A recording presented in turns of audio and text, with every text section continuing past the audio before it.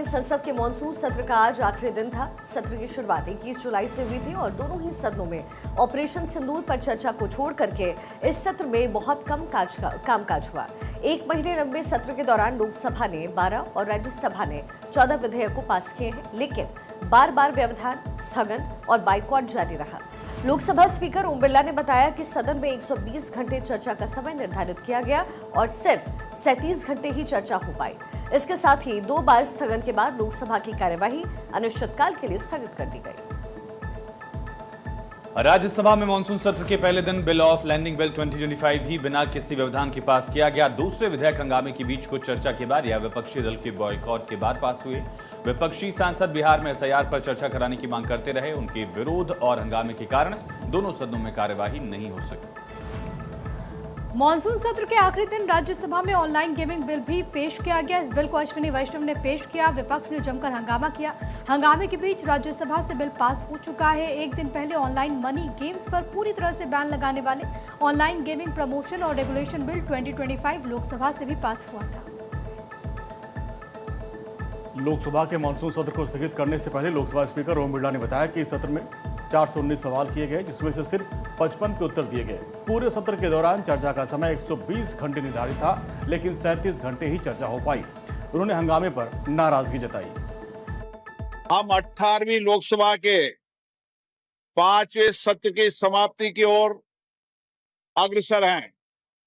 यह सत्र 31 जुलाई 2025 को आरंभ हुआ था। इस सत्र में 14 सरकारी विधेयक पुनर्स्थापित किए गए तथा कुल 12 विधेयक पारित किए गए। दिनांक 28 और 29 जुलाई को ऑपरेशन सिंदूर पर विशेष चर्चा हुई, जिसका समापन माननीय प्रधानमंत्री जी के उत्तर के साथ हुआ। चलिए आगे बढ़ते हैं। आज कल्याण सिंह की चौथी पुण्यतिथि है। उत्तर प्रदेश के सीएम योगी आदित्यनाथ ने कल्याण सिंह को श्रद्धांजलि अर्पित की है।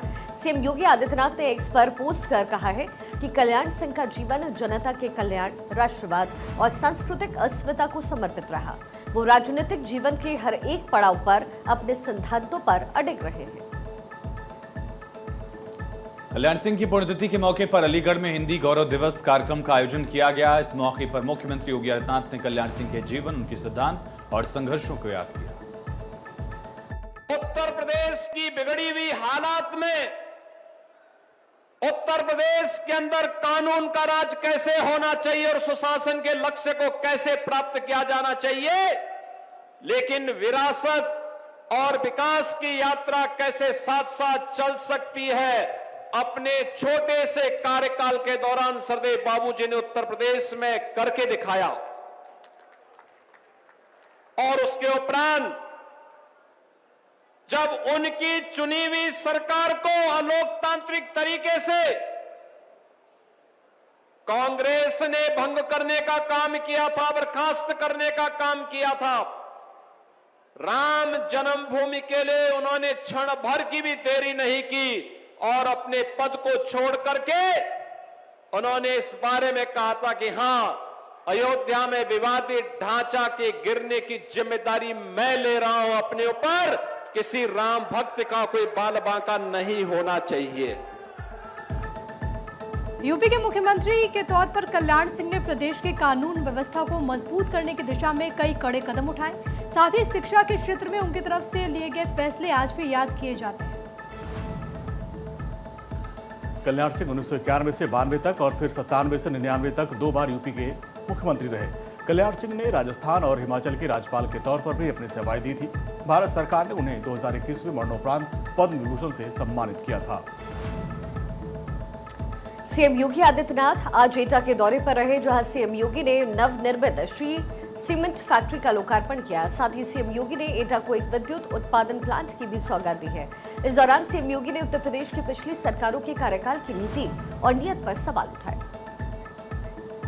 सीएम योगी आदित्यनाथ ने कहा कि यहां श्री सीमेंट ने 750 करोड़ का प्लांट स्थापित किया है। सरकार ने यहां पर एक पावर प्लांट स्थापित किया। इन दोनों प्लांट से स्थानीय लोगों को रोजगार मिल रहा, 500 लोगों को यहां पर प्रत्यक्ष तौर पर रोजगार मिल रहा। जबकि 3000 लोगों को अप्रत्यक्ष रूप से रोजगार मिला। सकते हैं कि यह जो श्री सीमेंट का प्लांट यहां पर स्थापित हुआ है, प्लांट एक है, लेकिन इसके माध्यम से प्रत्यक्ष रूप से 500 लोगों को यहां पर कार्य मिला है। 3000 से अधिक लोगों को अप्रत्यक्ष रूप से कार्य मिला है। कोई ट्रक के लिए, कोई ट्रक में सहयोग करने के लिए, और इसके बाद जहां जहां पर इन लोगों ने इस सीमेंट को बेचने के लिए अपने स्वयं के लोग स्थापित किए होंगे, वहां के व्यापारियों को भी अपने व्यापार को आगे बढ़ाने के लिए श्री सीमेंट ने एक अवसर दिया है। ऐसे सैकड़ों लोगों के लिए नए रोजगार के अवसर उपलब्ध करवाने की आवश्यकता, और यही है विकसित भारत की आधारशिला, यही है आत्मनिर्भर भारत की आधारशिला। सीएम योगी आदित्यनाथ ने कहा कि ये वही एटा है जहां पर अपराधियों का बोलबाला था। गरीबों की जमीन पर माफिया काबिज होते थे, गरीब की कोई सुनवाई नहीं होती थी, लोगों की खुद की संपत्ति सुरक्षित नहीं थी। लेकिन अब ये देश दुनिया की नंबर 1 अर्थव्यवस्था बन रहा है।